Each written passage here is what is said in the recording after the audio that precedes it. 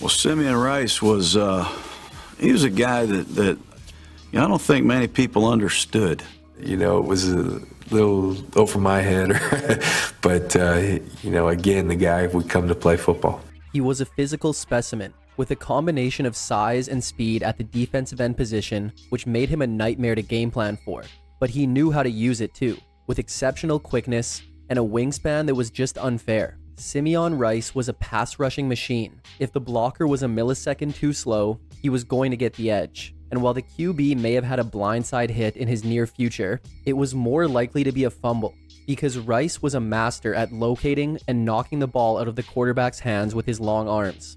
As he wasn't thinking sack, he was thinking turnover. He could get into the backfield before the tackle or guard had time to react, and he had the strength to wrap you up or the speed to chase you down. But at times it was pick and choose, as he didn't always put the same effort into stopping the run that he did in getting to the quarterback. He had a historical college career with Illinois, setting multiple program records and leaving college as the Big Ten's all-time sack leader. He had some up and down years with the Arizona Cardinals, and it looked like he might not live up to his potential. But after signing with Tampa Bay, he racked up 67 sacks in a 5-year stretch as a member of those dominant Bucs defenses of the 2000s. And while he still gets his recognition, he's not talked about as much as some of the other great defenders on that team.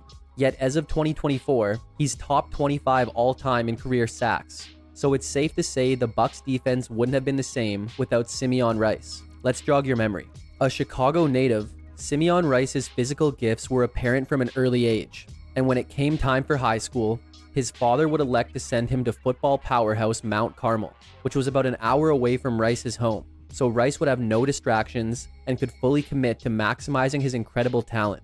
Hard work was paramount for Rice's father, Henry, as after spending the whole week at school and playing football, the elder Rice would have Simeon and his brothers work all weekend, which doubled as a way to keep Rice out of trouble, as a young Rice would often find himself in situations that could have landed him in jail or in a coffin.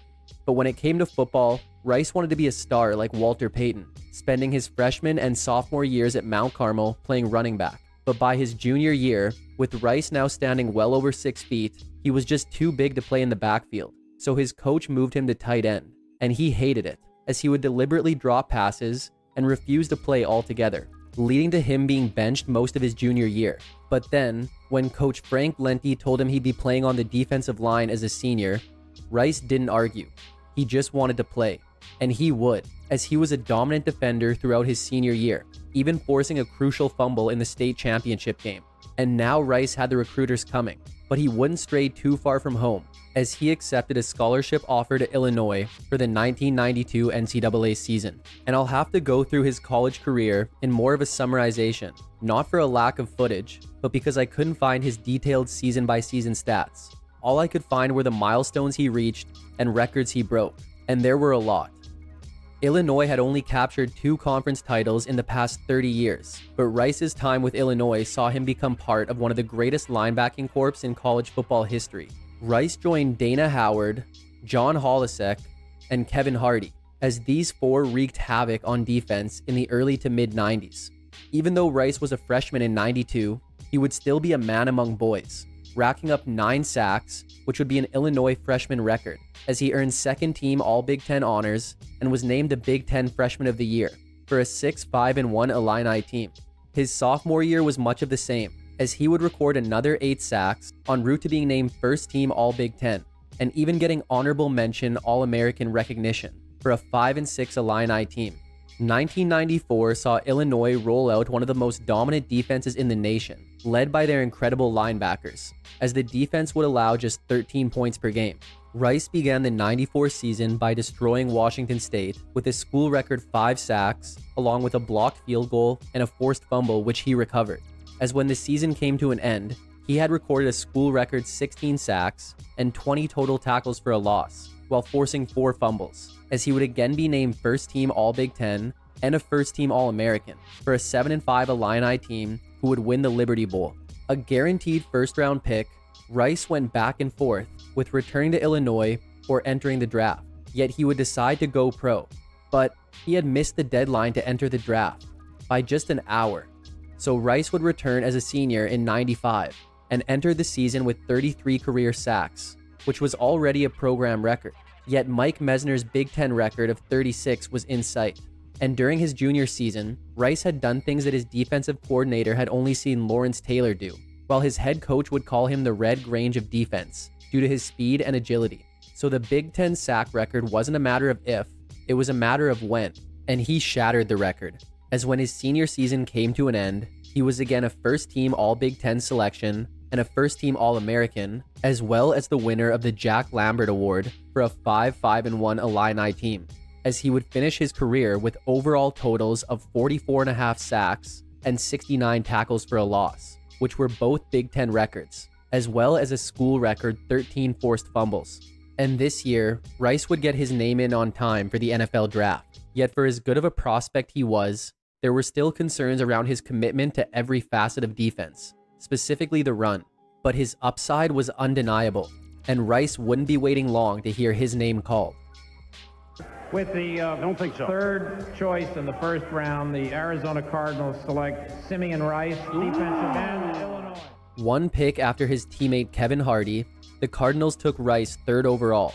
And while there may have been concerns about his effort on the field, there were no concerns about his effort off the field, as his work ethic was second to none, reportedly spending 4 to 6 hours a day working out during the offseason in college, sometimes to the point of getting heart palpitations.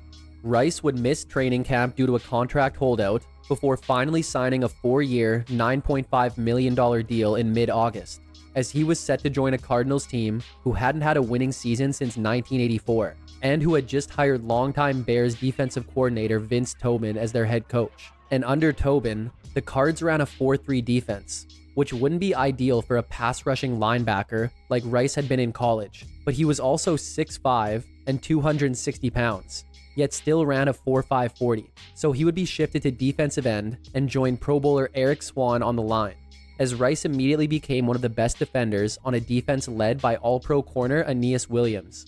And Rice would pick up where he left off in college, becoming one of the league's best pass rushers in year one.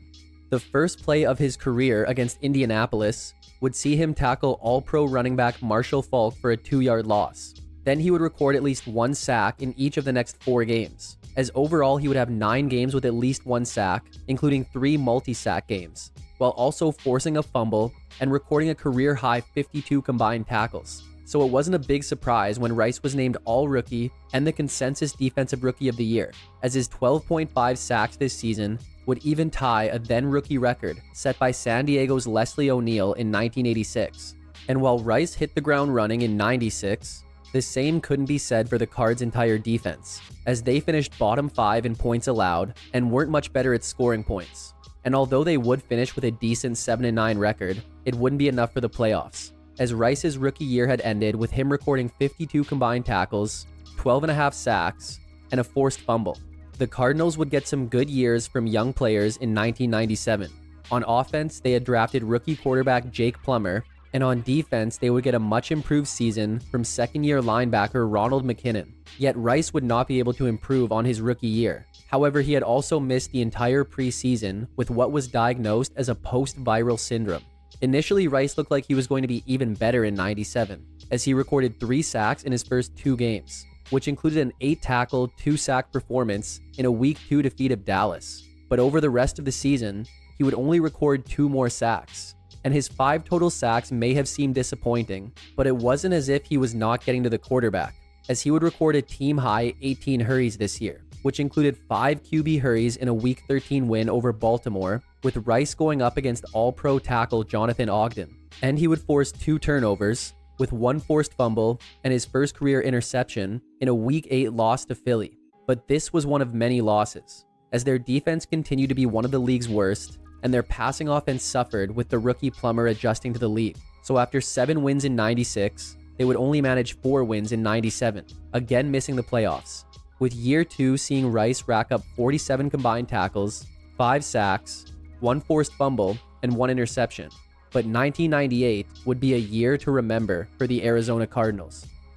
The Cardinals improved their offense by acquiring running back Adrian Morrell, and on defense their secondary was really coming together, as safety Kwame Lassiter would record a career-high 8 interceptions, and through the draft, Arizona had added Corey Chavis and Pat Tillman. but their top selection was another pass rusher taken 3rd overall, in Andre Wadsworth, who they hoped would make up a dominant duo with Rice, though Wadsworth never really panned out. Rice had just 4 tackles over the first 2 games of the year, but broke out in a Week 3 win versus Philly, with 2 sacks, 4 hurries, and a fumble recovery. And although he would record sacks in just 6 games, he would have multiple sacks in 4 of those, as his 10 sacks and 23 hurries would lead the team. Yet Rice would show more versatility this year, as he was standing up on the line more and would not only provide run support, but would even drop back in coverage at times, as a Week 5 loss to Oakland would see him record 4 passes defended. The Cardinals were 6-7 with 3 games left, but would run the table, with Rice recording a crucial fumble recovery in their Week 17 victory over San Diego, which clinched them a wildcard appearance. But it was what they did in the wildcard that was more impressive, as Arizona would go into Dallas and dominate. And although Rice had just 1 assisted tackle, he registered 4 QB hurries, with the Cardinals scoring 20 unanswered before ultimately winning 20-7. But the divisional would see them get blown out by a high-powered Vikings offense, as Rice recorded 1 tackle. However, 98 had seen Rice record 39 combined tackles, 10 sacks, a forced fumble, and 4 fumble recoveries. And Rice would return to his rookie form and then some in 1999.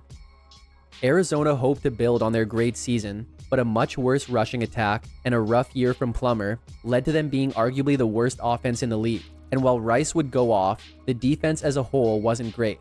Rice came out on a tear, with 8 tackles, 2 sacks, and 3 first-half forced fumbles, with 2 of them coming on the same drive, in a Week 1 defeat of Philly. He would have another 2-sack game in a Week 5 win over the Giants. Then he really performed from Week 8 through Week 13, recording 6 tackles for loss, 8 sacks, and 3 forced fumbles in that 6-game stretch, with Arizona losing the first 2, then winning 4 straight. And by season's end, Rice had racked up a career high and Cardinals franchise record of 16.5 sacks, which would be good for 2nd in the NFL.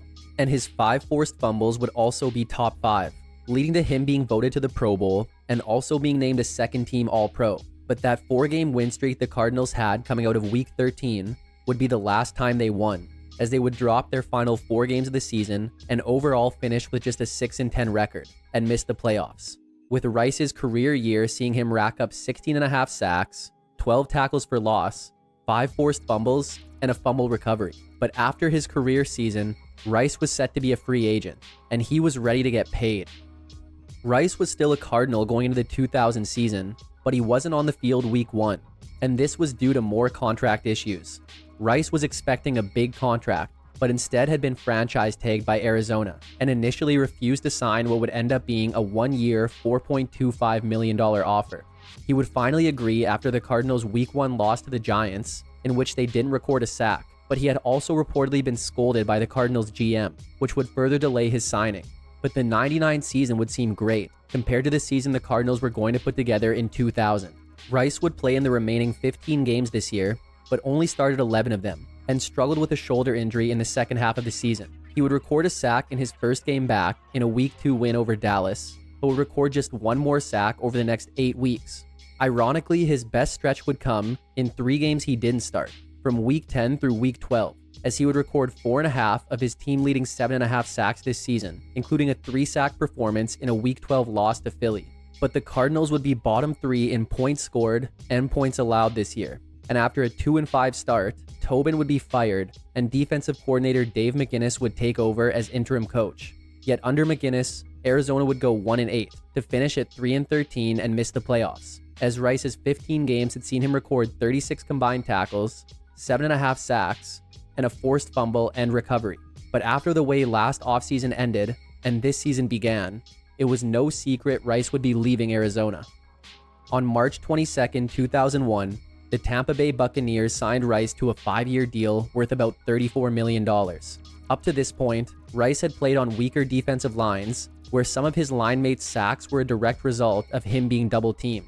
But now in Tampa Bay, that was going to be flipped on its head, with the dominant tackle duo of Warren Sapp and Anthony Booger McFarland leading to Rice getting more one-on-one matchups, which meant QBs were in trouble. And even though Bucs coach Tony Dungy ran a Tampa 2 defense, which usually employed smaller, more agile players in the front 7, Rice's elite athleticism for his size made him more than capable of excelling.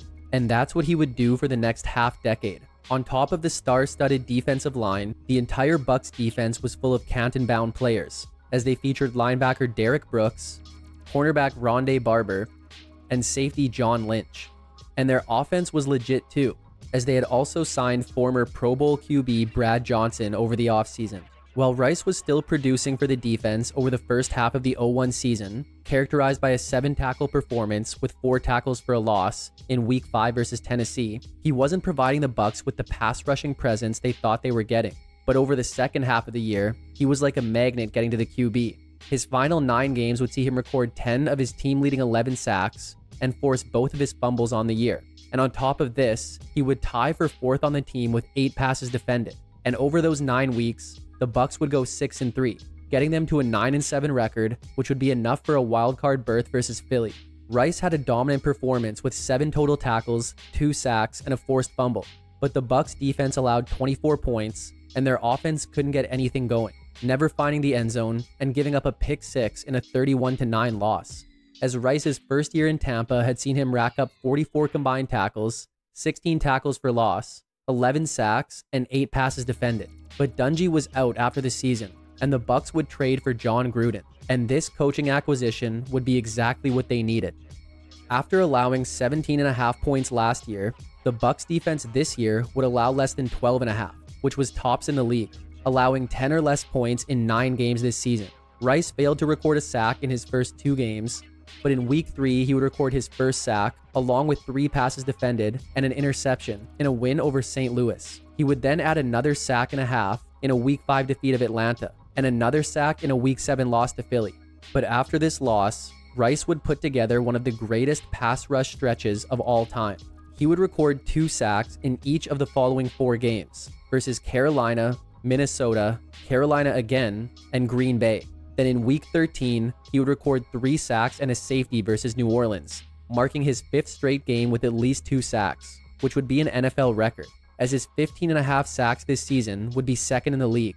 And in a testament to his versatility, his 11 passes defended would be a career high and the most among defensive linemen, as by season's end, Rice was again a Pro Bowler and was named first team All-Pro. During Rice's 5-game stretch, the Bucs went 4-1, and overall they would finish the season at 12-4 and win the NFC South, as they would get a matchup with San Francisco in the divisional. Rice would record 1 sack and 1 forced fumble, as the Bucs D held the Niners to 8 points in a blowout win, leading to an NFC Championship appearance and a rematch with Philly. This game went much better, as Rice again recorded a sack and a forced fumble, with the Bucs holding the Eagles to 10 points in another convincing win, as Tampa Bay was heading to the Super Bowl to take on Gruden's former team in the Oakland Raiders, and Rice would leave his mark.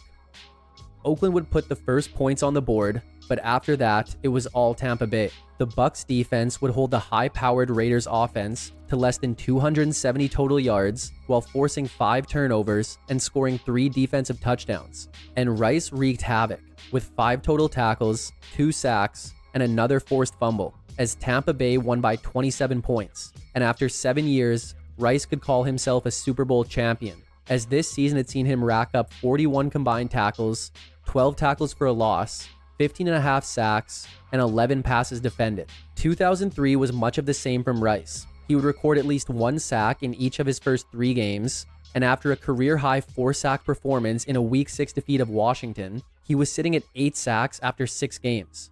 Teams took notice after this and focused on stopping him, as he would only record 4 more games with a sack this season, yet one of those would be a 3-sack performance in a Week 13 defeat of New Orleans, marking another season with at least 15 sacks, which would again be good for 2nd in the league.